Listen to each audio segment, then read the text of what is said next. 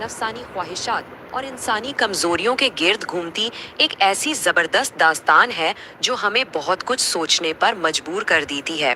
तो चलिए सीधा इसके अंदर चलते हैं और देखते हैं कि ये रूहानी आजमाइशें आखिर हमें क्या सिखाती हैं। जरा एक लम्हे के लिए सोचें, क्या होता है जब बिल्कुल बेगुनाह, मासूम और पाक हस्तियों को अचानक इंसानी ख्वाहिशात और जज्बात दे दिए जाएं?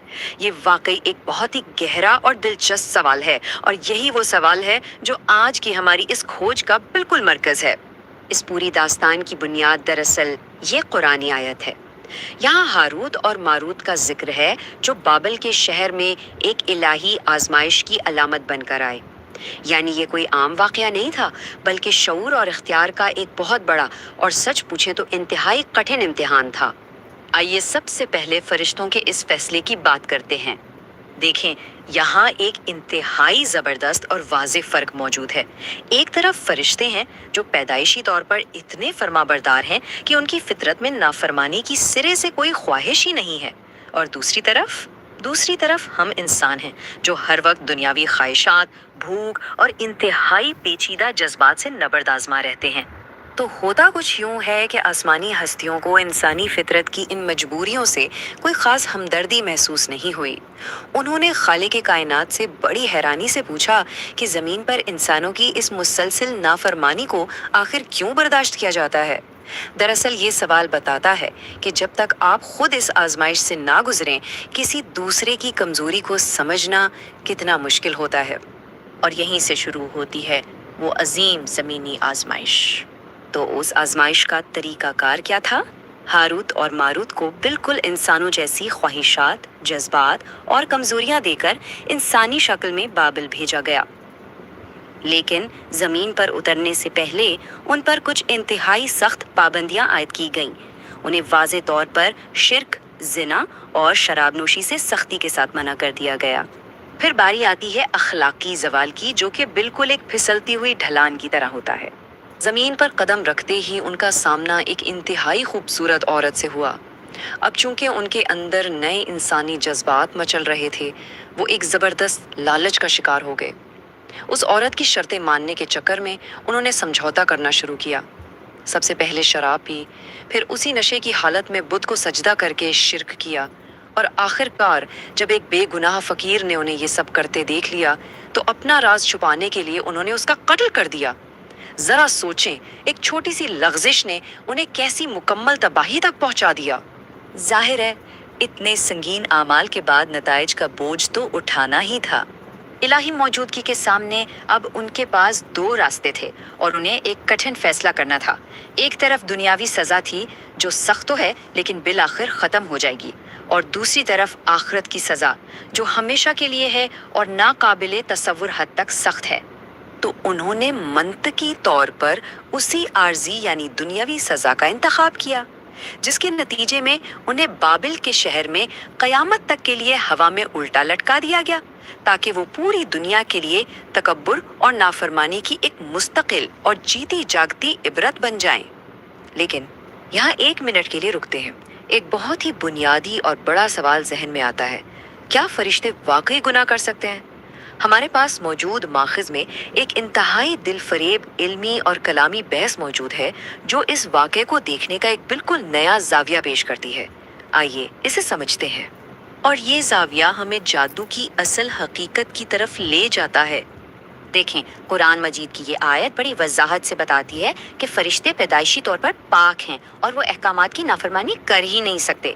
इस दलील का मतलब ये है कि हारूत और मारूत के अखलाकी ज़वाल की ये कहानी शायद लफ्जी ना हो, बल्कि ये एक इस्तियारा या मजाज हो सकती है। इस ज़ाविया निगाह के मुताबिक उनका असल मिशन गुनाह में पड़ना नहीं था, बल्कि एक अखलाकी आजमाइश कायम करना था। उन्हें लोगों को ये सिखाने के लिए भेजा गया था कि तबाकुन और काले जादू को कैसे पहचाना जाए और उसे तोड़ा कैसे जाए। बिल्कुल एक तबीब या डॉक्टर की तरह, जो जहर के असरात सिर्फ इसलिए समझाता है ताकि इंसान उससे बच सकें। उन्होंने ये इल्म इसलिए दिया ताकि लोग शैतानी असरात का मुकाबला कर सकें। इस पूरी दास्तान से हमें आजिज़ी के कुछ ज़बरदस्त असबाक मिलते हैं। चाहे हम इस कहानी को फरिश्तों के ज़वाल के तौर पर देखें या एक इस्तिआरती आजमाइश के तौर पर, इसके रूहानी पैगाम बिल्कुल वाज़ेह हैं। पहला, ये कि खुद को दूसरों से बरतर समझना या गुरूर करना कितना खतरनाक है। दूसरा, इंसानी कमजोरियों के लिए हमदर्दी का होना कितना जरूरी है। तीसरा ये कि इखलाकी समझौते एक के बाद एक नए गुनाह को जन्म देते हैं। और चौथा और सबसे अहम, इल्म बजाते खुद एक बहुत बड़ी आजमाइश है। ये दास्तान हमें बड़ी शिद्दत से याद दिलाती है कि जिन लोगों ने बाबिल में इस इल्म का, इस जादू का गलत इस्तेमाल किया, उन्होंने दरअसल चंद हकीर और आर्जी दुनियावी फ़ायदों के बदले अपनी अबदी सलामती और अपनी रूहों का सौदा कर लिया। बहुत ही घाटे का सौदा था ये। तो कहानी का निचोड़ ये है कि तकब्बुर इंसान को वाकई अंधा कर देता है। दूसरों की नाकामियों और गुनाहों पर उंगलियां उठाने या फैसला सुनाने से पहले ये तस्लीम करना चाहिए कि इंसान कितनी कड़ी आजमाइशों के बोझ तले दबा हुआ है। हमदर्दी और आजिज़ी ही वो वाहिद रास्ता है जो इस पूरी इंसानी जिदोजहद को समझ सकते हैं। और आज की ये गुफ्तगू हम इस गहरी और सोचने वाली बात पर ख़त्म करते हैं। जब किसी दूसरे की खामियों पर नजर पड़ती है तो क्या पहला रद्द अमल तकब्बर भरे अंदाज में मुजम्मत करने का होना चाहिए, या फिर उन मुश्तरका कमजोरियों को समझने का जो हम सब का हिस्सा हैं? ये दास्तान हमेशा हमें अपने रवैयों पर गौर करने की दावत देती है। इस अहम मौजू पर आज साथ देने का बहुत शुक्रिया। Let's jump right into this explainer. Today, we're unpacking the deep anatomy of human accountability, pulling straight from the tafsir of Surah Al-Qiyamah. We're going to trace this really fascinating journey, starting from those quiet little whispers of our own conscience, all the way out to the massive cosmic scales of ultimate justice. So, do you ever hear that inner voice questioning your intentions right after you do something? You know the exact feeling. You make an awkward comment at a gathering, or you rush into a decision, and bam, almost instantly, this voice in your head is like, why did I just do that? Or, man, could I have handled that better?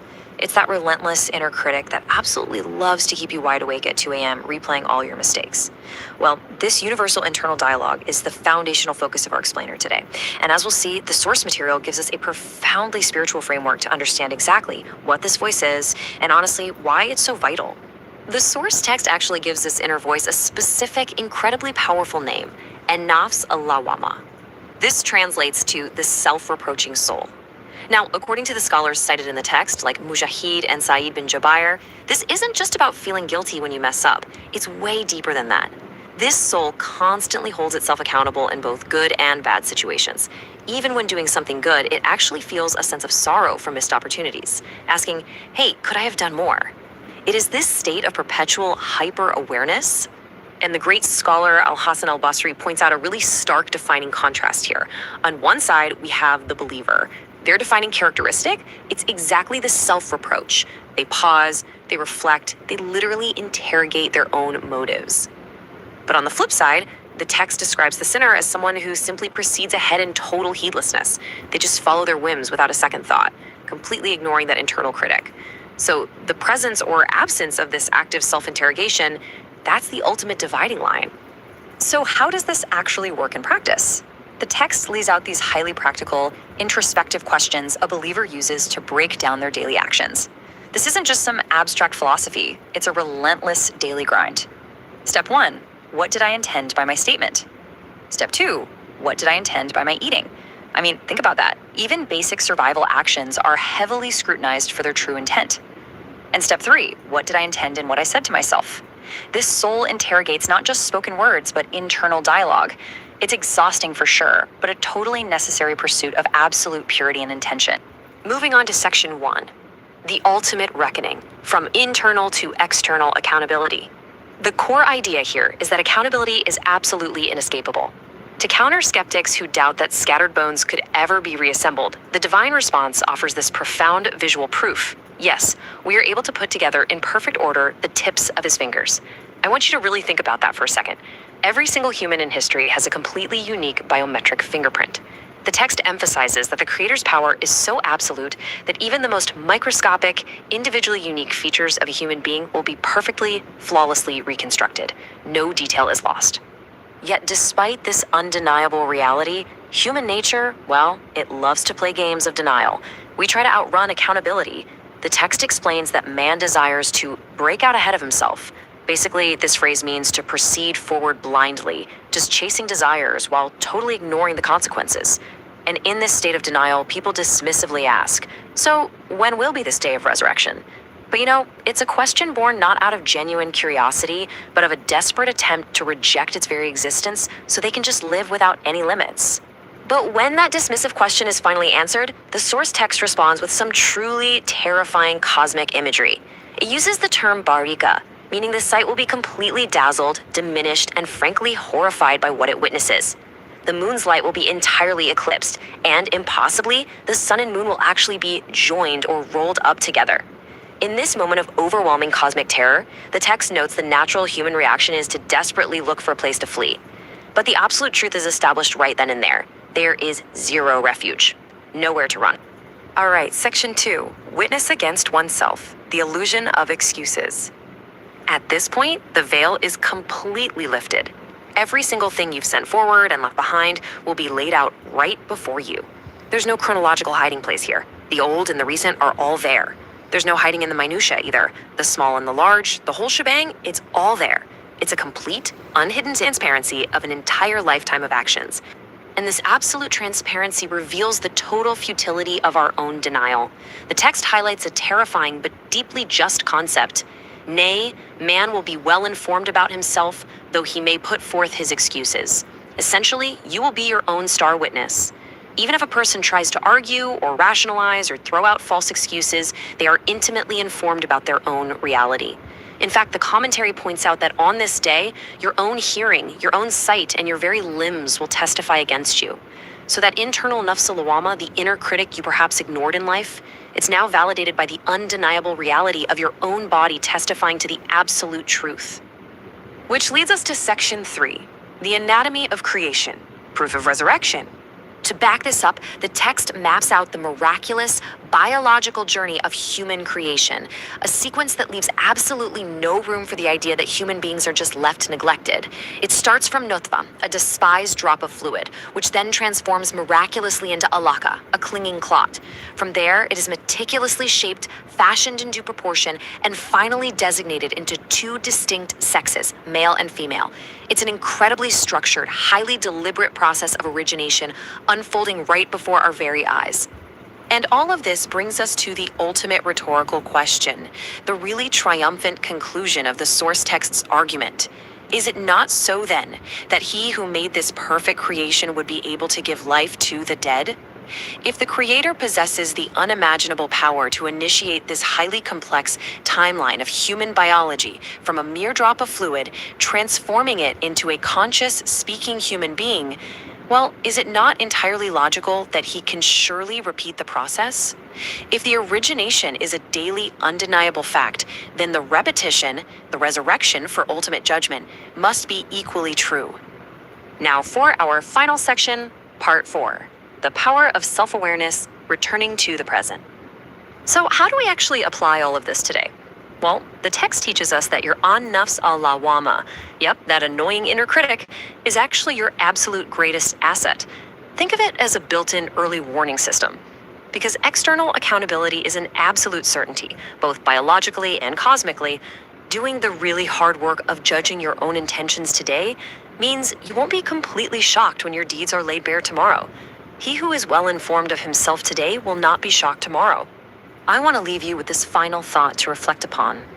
Knowing that your very fingertips will be perfectly reassembled, and knowing that your own limbs will eventually testify to your actions, ask yourself, are you truly listening to your nafs al-lawama today? Are you pausing to question your intentions? Or are you just rushing forward blindly? Embrace that self-reproaching soul. It is the ultimate tool for a truly conscious, accountable life. आइए सीधा शुरू करते हैं। आज के इस गहरे तज्जिये में हम तफसीर इब्ने कसीर की रोशनी में सूरा अल क़यामा के एक निहायत अहम सफ़र पर निकलेंगे। ये एक ऐसा सफ़र है जो इंसान के इब्तिदाई शुकूक व शुबहात से शुरू होता है और सीधा आखिरत और क़यामत की कायनाती हकीकत के आखिरी सबूत तक जाता है। तो चलिए इसमें गहराई से देखते हैं। हमारा आज का खाका इन 5 अहम हिस्सों में बटा हुआ है। पहला, क़यामत की कसम। दूसरा, नागुज़ीर दिन। तीसरा, वही का नुज़ूल। चौथा, 2 अंजाम। और आखिर में आखिरी सबूत। तो शुरू करते हैं पहले हिस्से से, कयामत की कसम और इंसानी शक का रद्द।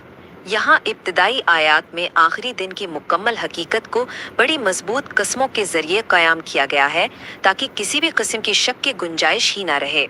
अब यहाँ एक बहुत ही दिलचस्प नफ्सियाती तस्वुर यानी साइकोलॉजिकल कॉन्सेप्ट सामने आता है, जिसे अन-नफ्स अल-लव्वामा या खुद को मलामत करने वाला नफ्स कहा गया है। आलिम अल हसन अल बसरी बताते हैं कि दरअसल ये वो मोमिन है जो मुसलसल, जी हाँ, मुसलसल अपनी नीयत पर सवाल उठाता है और खुद का एहतसाब करता है, जबकि दूसरी तरफ वो लोग हैं जो बस बिना सोचे समझे आगे बढ़ते जाते हैं, जिन्हें किसी बात की कोई परवाह नहीं होती। और यहीं से इंसानी शक का मरकज उभरता है। क्या इंसान सोचता है कि हम उसकी हड्डियां जमा नहीं करेंगे? ज़रा सोचिए इस बारे में। ये मतन सीधा उस शुबहे को मुखातब करता है जो अक्सर जहनों में आता है कि जब एक जिस्म मिट्टी में मिल गया तो उसकी दोबारा तख्लीक कैसे होगी। लेकिन तफसीर में इस शक का जो जवाब दिया गया है ना, वो वाकई हैरत अंगेज़ है। हाँ, हम इस बात पर कादिर हैं कि उसकी उंगलियों के पोरों तक को ठीक ठीक बना दें। मतलब ध्यान दीजिए, बात सिर्फ हड्डियों की नहीं हो रही। जिस्म का सबसे पेचीदा और बारीक हिस्सा, हमारी उंगलियों के पोरे, हमारे फिंगरप्रिंट्स, बिल्कुल वैसे ही ठीक ठीक दोबारा बनाए जा सकते हैं। यह कुदरत की इंतहा नहीं तो और क्या है। आगे बढ़ते हैं अपने दूसरे हिस्से की तरफ, नागुज़ीर दिन, कायनाती और ज़ाती हक़ाइक़। यहाँ कयामत के दिन की कायनाती सतह पर बहुत वाज़े और रोंगटे खड़े कर देने वाली मंजर कशी की गई है। ज़रा उस दिन का तसव्वुर कीजिए। कायनाती सतह पर निगाहें चुंधिया जाएंगी, खौफ से झुक जाएंगी, चांद बिल्कुल बेनूर हो जाएगा और सूरज और चांद आपस में मिला दिए जाएंगे। इब्तिदाई उलमा जैसे मुजाहिद बताते हैं कि आसमानी अजराम को बस लपेट दिया जाएगा, यानी ये जो कायनात का शानदार नज़्म ज़ब्त हम आज देख रहे हैं, ये मुकम्मल तौर पर बिखर कर ख़त्म हो जाएगा, बिल्कुल तसव्वुर से बाहर। और ऐसी हालत में कहीं फरार होना तो नामुमकिन होगा। मतन बहुत वाज़े करता है, उस दिन तुम्हारे रब ही की तरफ ठहरने की जगह होगी। इब्ने मसूद और इब्ने अब्बास जैसी अजीम शख्सियातों ने इसकी तफसीर में यही बताया है कि तमाम इंसानियत के लिए यही आखिरी और नागुज़ीर मंजिल होगी। बच निकलने का बिल्कुल कोई रास्ता नहीं बचेगा। अब आते हैं तीसरे हिस्से पर, वही का नुज़ूल, एक तारीखी मरहला। ये हिस्सा थोड़ा मुख्तलिफ है और बताता है कि पैगंबर मोहम्मद ने फरिश्ते जिब्रील से ये भारी पैगाम कैसे वसूल किया। यहाँ इब्ने अब्बास की एक बहुत ख़ास रिवायत मिलती है। होता ये था कि पैगंबर वही को याद करने के लिए जल्दी जल्दी अपने होंठ हिलाते थे, ताकि इस भारी इल्हामी पैगाम को फ़ौरन महफूज कर लें। वो बहुत मशक्क़त करते थे। इस पर खुदा की तरफ से हिदायत आई कि आयत को याद करने के लिए इस तरह जल्दी ना की जाए। तो फिर इसका तरीका क्या तय हुआ? वही के नुज़ूल और समझने के 3 अहम मरहले बताए गए। पहला, उसे सीने में जमा करना, दूसरा तिलावत की पैरवी करना और तीसरा इल्हामी वजाहत और तशरीह। तफसीर समझाती है कि वही को बिल्कुल इसी ठहराव के साथ समझा और महफूज किया गया था, बिना किसी किस्म की जल्दी मचाए। चलिए अब बढ़ते हैं चौथे हिस्से की जानिब, 2 अंजाम। ये इस पूरे मतन का मरकजी और सबसे जज्बाती हिस्सा है। यहाँ इंसानियत को 2 मुख्तलिफ हालातों में तकसीम किया गया है और इनका मवाजना बहुत ही गहरा है। एक तरफ होंगी नादिरा यानी रोशन चेहरे, ये वो लोग होंगी जो पुररौनक होंगी, भलाई से खुश होंगे और सीधा अपने रब की तरफ देख रहे होंगे। और दूसरी तरफ बसीरा, उदास और बदरंग चेहरे। इन्हें इस बात का मुकम्मल यकीन होगा कि उन पर अब कोई अजीम मुसीबत टूटने वाली है। फ़र्क बिल्कुल वाज़ेह है। रोशन चेहरों की बात करते हुए एक बहुत ही खूबसूरत हदीस का हवाला मिलता है, बिलाशुबा तुम अपने रब को ऐसे ही देखोगे जैसे इस चांद को देखते हो। अल बुखारी और मुस्लिम की इस रिवायत के ज़रिए तफसीर इब्ने कसीर इस बात की तस्दीक करती है कि अहले ईमान वाकई अपने खालिक को वाज़े तौर पर देखेंगे। ये अजीम तरीन नेमत है जिसका जिक्र यहाँ बेहद अहमियत रखता है। लेकिन उस आखिरी अंजाम तक पहुँचने से पहले मौत की सख्ती का वो लम्हा भी बयान हुआ है। हरगिज़ नहीं, जब जान हंसली यानी कोलर बोन तक पहुँच जाएगी। ये अल्फाज मौत के वक्त की उस हालत को बड़ी गहराई और शिद्दत से बयान करते हैं जब रूह जिस्म से खींची जा रही होती है। उस वक्त दुनिया की हर दवा, हर इलाज, सब का सब बेअसर हो जाता है। और इसी मंजर को आगे बढ़ाते हुए अल हसन अल बसरी वजाहत करते हैं कि पिंडी से पिंडी जुड़ जाएगी। इसका एक निहायत अहम मेटाफोरिकल या इस्ताराती मतलब है। ये दरअसल इस दुनिया के आखिरी दिन और आखिरत के पहले दिन के दरमियान होने वाली संगीन मुश्किलात की अलामत है। एक ऐसी हालत जहां कदम आगे बढ़ने से पूरी तरह कासिर हो जाएंगे, बिल्कुल बेबस। अब हम आते हैं अपने आखिरी और पांचवें हिस्से की तरफ, आखिरी सबूत, इंसानी तख्लीक का आगाज। ये मरहला उन लोगों को बड़ा मंतीकी जवाब देता है जो समझते हैं कि इंसान को बगैर किसी मकसद के बस यूं ही छोड़ दिया जाएगा। कुरान इंसानी तख्लीक के मराहले याद दिलाता है। पहले नुत्फा, फिर अलका यानी खून का लोथरा, फिर उसे ठीक ठीक शक्ल दी गई और आखिर में उससे दो जिनसें बनाई गई। ये पूरा बायोलॉजिकल सिलसिला एक बहुत ही ठोस दलील के तौर पर सामने रखा गया है। और इस दलील का नतीजा क्या निकलता है? यही कि जिस कुदरत ने एक मामूली कतरे से ऐसी पेचीदा जिंदगी का आगाज कर दिया, उसके लिए उस जिंदगी को दोबारा पैदा करना न सिर्फ मुमकिन है बल्कि बिल्कुल मंतिकी बात है। जिंदगी को पहली बार वजूद में लाना ही दरअसल उसे दोबारा जिंदा करने की सबसे बड़ी और ठोस दलील है। इस पूरे तज्जिए के बाद आखिर में हमारे पास सिर्फ एक गौर व फिक्र की दावत देने वाला सवाल बचता है, क्या वो इस बात पर कादिर नहीं कि मुर्दों को जिंदा कर दे? ये महज एक लाइन का सवाल नहीं है, ये दोबारा जिंदा किए जाने की उस मुतलक हकीकत पर गहरी सोच का एक पैगाम है। सोचिए, क्या वाकई ऐसी अजीम कुदरत के आगे कुछ भी नामुमकिन हो सकता है? All right, class is in session. Today we're doing a kind of exam review on a really fascinating topic, the intersection of ancient scripture and modern science. We're going to use our source material as a study guide to see how these two worlds, which can seem miles apart, are sometimes seen as being incredibly connected. So let's dive right in. So right off the bat, here's the big essay question. Can a text from over 1400 years ago really align with the scientific discoveries we're making today? It's a huge question for sure, and the source material we're looking at makes a really compelling case that, yeah, it can, and it all starts with the book itself. And this verse right here, this is basically the core idea. Our source presents this as a direct encouragement, almost a command, to go out and study the natural world.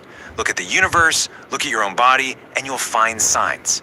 So in this view, it's not about science versus faith. It's more like science is a path to faith. And get this, it's not just some throwaway line. According to the source, the Quran has around 750 verses that deal with natural phenomena. 750. That's a whole lot of text dedicated to the very same things that science is trying to figure out. Okay, so to make this easy to follow, we're going to treat this just like a study guide. We'll break down the source's main points into 3 distinct units. We're going to start at the biggest scale you can imagine, and then we'll zoom all the way in to the most personal. So, first up, the cosmos. All right, Unit 1, we're looking up at the stars, at the fabric of space and time, the whole shebang. This is where our source material starts drawing some really striking parallels between verses in the Quran and some of the key discoveries in cosmology from the 20th century. First point of comparison, the origin of the universe. The source points us to a verse describing the heavens and the earth as once being a single, joined entity before being separated. Now, what does that sound like? Well, it's being compared directly to the Big Bang Theory, which says our entire universe exploded out from a single tiny point. The similarity is that idea of separation from a unified beginning. Building on that idea, the source highlights another verse. This one talks about building the heaven with strength, and here's the key part, we are its expanders. The scientific parallel here is, of course, Edwin Hubble's game-changing discovery in 1929 that the universe isn't static, it's constantly expanding. And we've got to remember, this was a massive discovery. I mean, our source quotes the legendary physicist Stephen Hawking, who called it one of the great intellectual revolutions of his time. It completely changed how we see everything. So, the source argues it's pretty significant to find this concept mentioned in a text that's centuries old. Okay, so if the scripture mentions a beginning and an expansion, what about an end? The source points to a verse that uses this incredible metaphor of folding the heaven like the folding of a written sheet. This is compared to the Big Crunch theory, a scientific possibility where gravity could eventually reverse the expansion and cause the entire universe to collapse back in on itself, kind of like closing a book. From the unbelievable vastness of space, let's bring it all the way back home. For Unit 2, our focus is planet Earth. Now we're going to look at what the source says about things like geology and oceanography. So check this out. The first point is a question from the Quran, and the mountains as stakes? Now our source compares this to modern geophysics. See, we know now that mountains aren't just big piles of rock on the surface. They have deep roots that go way down into the Earth's crust, helping to stabilize it. A lot like stakes you drive into the ground to hold up a tent. Next up, let's talk about iron. There's a verse that uses this really specific phrasing. We sent down iron. The source highlights this because, as it turns out, iron isn't actually native to Earth. The science says that all the iron on our planet got here from space billions of years ago, literally sent down in the form of meteorites crashing into the young Earth. Now, let's move to the oceans. Our source points to a verse describing two seas that meet, but have a barrier between them so they don't mix. You might have actually seen videos of this. It's a real oceanographic phenomenon. Where bodies of water with different densities or salinities meet, you can often see a visible line where the two waters resist mixing with each other. And the last point for this unit is about the sky, which a verse describes as a protected ceiling. The source connects this directly to what our atmosphere does. I mean, think about it. It acts as a shield. It filters out harmful radiation from the sun. It burns up most meteors, and it regulates our planet's temperature. It's doing exactly what a protective ceiling would do.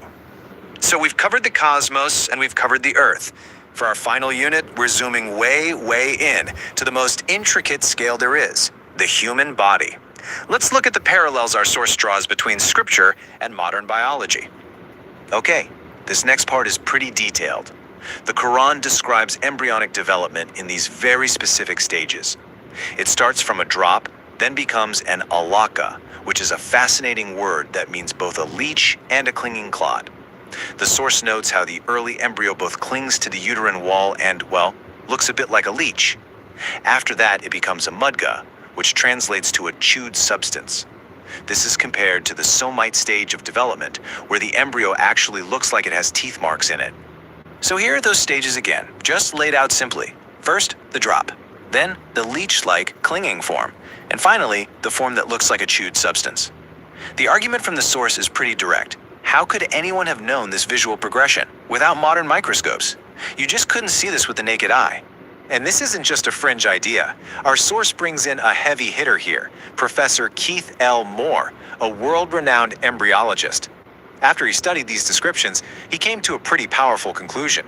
He said that because this knowledge was so accurate and wasn't discovered until centuries later, it must have come from a divine source. Okay, next up, pain. The source points to a verse that describes a punishment, and it's very specific. It says, when skins are burned away, new ones will be replaced so that the pain can continue.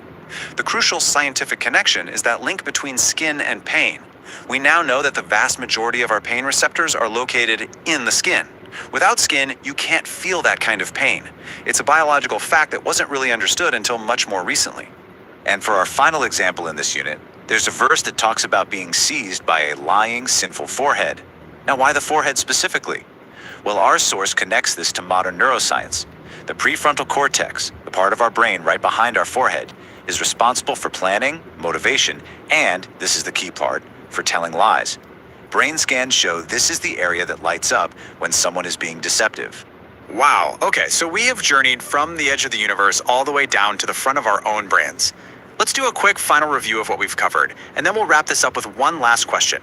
So to recap our review session, Unit 1 was the cosmos, where we looked at the universe's origin, its expansion, and its potential end. Then in Unit 2, we came down to planet Earth, covering mountains, iron, the seas, and the sky. And finally, we just finished Unit 3 on the human body, focusing on embryology, pain, and the frontal lobe of the brain. And it's really important to remember, the source material presents all of these points as just a sample platter.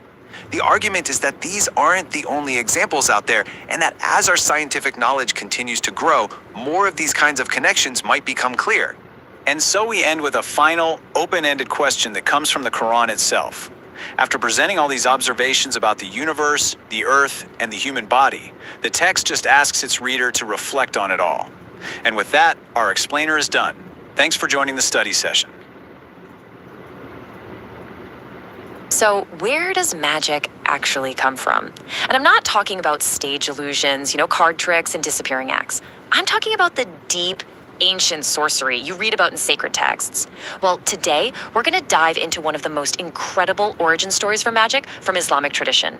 It's the story of two angels, Harut and Marut, and their absolutely fateful trip to the ancient city of Babylon. Here's how we're going to break it all down. First up, we're going to get into the really dramatic story of how these two angels supposedly fell from grace. It's a wild tale involving a bet with God and a serious temptation.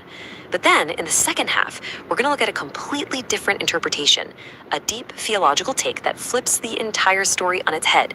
It's a journey from a story of sin to a lesson about divine wisdom. All right, so let's set the scene. We're talking about the time of King Solomon, or as he's known in the Quran, Sulaiman.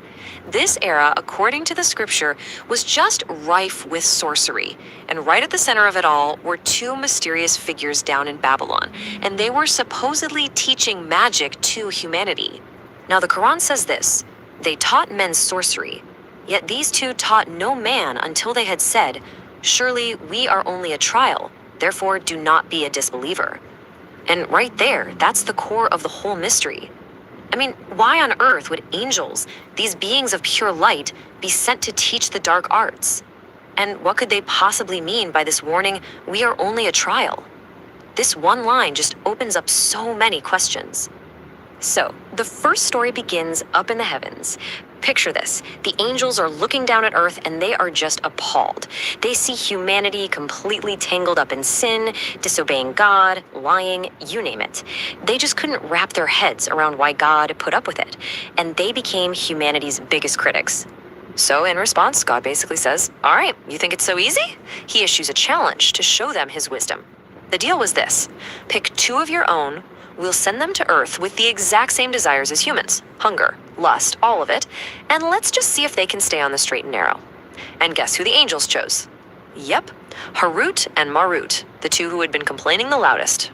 As they headed down to Earth, looking like a couple of handsome men, Harut and Marut were given three simple but absolute rules. Number one, no polytheism, meaning don't worship anyone or anything besides God. Number two, no adultery. And number three, no wine. These were the terms of the test. The trial was officially on. And, once they got to Babylon, it did not take long for them to run smack into their first big test. Those new human passions they were given were about to collide with one heck of a temptation. So this unbelievably beautiful woman, some traditions even say her name was Venus, she approaches them. She's perfumed, she's adorned, and she just captivates them immediately. And bam! Just like that, their angelic reason gets totally clouded by this very, very human desire. Passion completely took over, and they propositioned her. And this is where you see how one bad choice just snowballs into a total disaster. The woman says yes, but she has a condition. They have to convert to her religion and worship her idol. And to do that right, she says, they need to drink some wine first. All of a sudden, they're on the verge of breaking all three rules. But it gets even worse. Just as this is all going down, a beggar stumbles upon them. Fearing they'll be exposed, the woman demands they kill him to keep him quiet. And in that moment of weakness, they do it. They had failed every single part of their test. After they killed the man, they turned back to the woman, but she was gone, vanished. At that same moment, their clothes fell away, and they were left standing there, just filled with shame and sorrow. Their trial was over, and now it was time for judgment. God gave them a choice. And honestly, what a choice to have to make. They could accept their punishment here in this world, something temporary that would eventually end, or they could face a punishment in the hereafter, one that was harsh, final, and would last for all eternity. They chose the worldly punishment, and their sentence was to be hung upside down in a well in Babylon. And there they would remain, teaching the very magic that was now linked to their downfall, all the way until the day of resurrection. And that, according to this incredible story, is how magic first came into the world, as a direct consequence of sin and punishment. Okay, that is one heck of a story, right? But that entire dramatic tale hangs on one massive assumption, that angels can actually sin in the first place. And that's where a second, really profound interpretation comes in and asks a question that basically turns everything we just heard on its head. And that's the question right there. Can angels even sin? This is the major challenge to that first story, brought up by scholars like Imam al-Hasan al-Askari. from a purely theological perspective. The idea of angels drinking, murdering, worshiping idols, it's just impossible. And the reasoning behind it is actually pretty direct. So, according to this view, angels are naturally infallible. They are literally protected from evil by God. The Quran itself says they never disobey God and only do what they're commanded. Think about it. God's human prophets are protected from major sin, so why wouldn't his angelic messengers be? Plus, it's always been God's pattern to send humans to lead humans, not angels. Okay, so if Herod and Marut weren't fallen angels being punished for their sins, what on earth were they doing teaching magic in Babylon? Well, this second interpretation completely reframes their mission. It wasn't a punishment at all. It was a deliberate, divine test for humanity. In this view, Harut and Marut were sent as teachers on a divine mission. Their whole purpose was to reveal the mechanics of sorcery so that good people could recognize it, fight back against it, and protect themselves. It's like they were giving humanity the knowledge of both the poison and the antidote. The real test was how we, humanity, would choose to use that knowledge. Now, let's go all the way back to that opening quote. When you look at it through this new lens, their warning, surely we are only a trial, therefore do not be a disbeliever, it makes perfect sense, but in a totally new way. It's not a confession of their own failure, it was a direct instruction manual for mankind. They were saying, hey, this knowledge we're giving you, this is the test. Use it to do good and defend yourselves, but don't you dare use it for evil and become a disbeliever. So, at the end of the day, we're left with two really powerful explanations. On the one hand, you have this dramatic, cautionary tale about temptation and a fall from grace, which says magic is born from sin. And on the other hand, you have this deep theological argument about divine wisdom and human free will, where magic is a type of knowledge and the real trial is what we do with it. And that really leaves us with a timeless question, one that goes way beyond this ancient story. Whether we're talking about magic or science or modern technology, if knowledge itself is a divine trial, it forces all of us to ask, what is our responsibility in how we learn it, how we use it, and the kind of impact it has on our world? You know, when you think about the biggest enemy you have, the one that can truly steer you off course, it never forces you. Yeah, you heard that right. It doesn't break down your door. It doesn't shout in your face. Nope. It's way, way more clever than that. It's personal.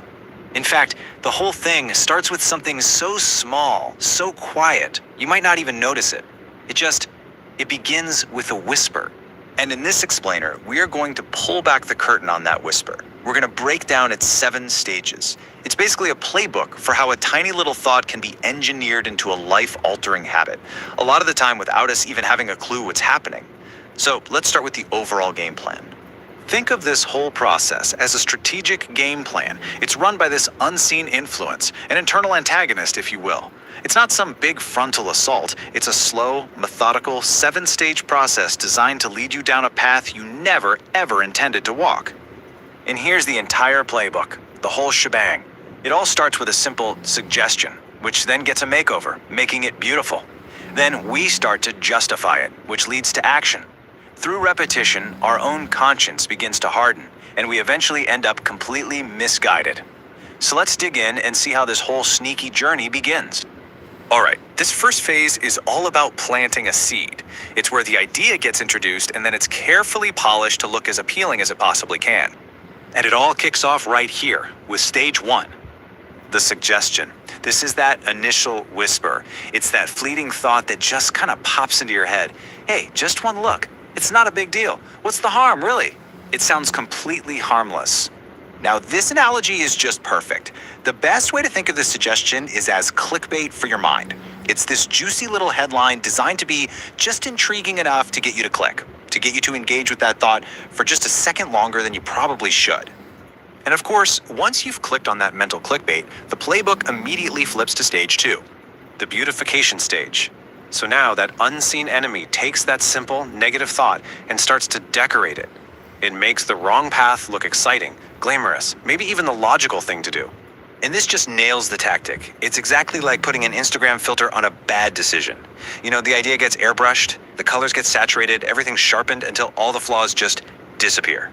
And what you're left with is a distorted but super appealing version of reality.